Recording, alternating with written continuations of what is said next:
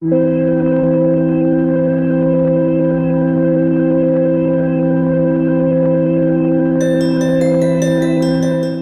it's me. Wanted to invite you to TruthQuest 2012.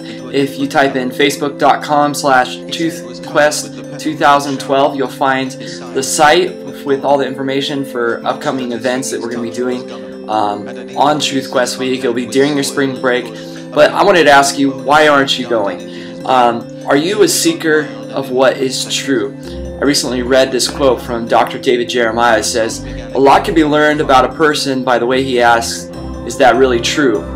With those words, one person might be saying, "I don't know what is true, but I'm glad to find out."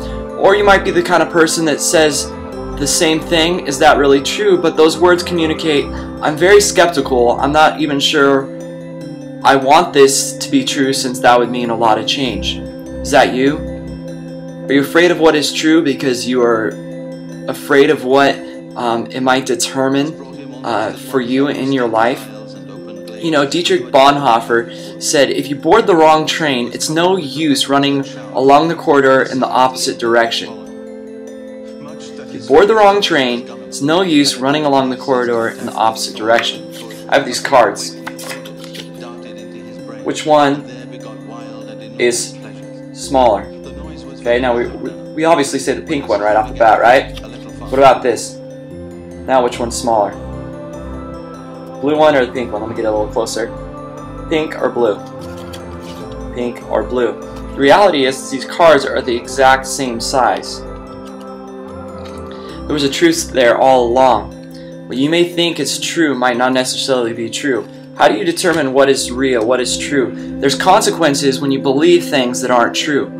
If I decide to jump off the church steeple out here and think that I can fly, my sincerity doesn't make it any more true. What makes something true?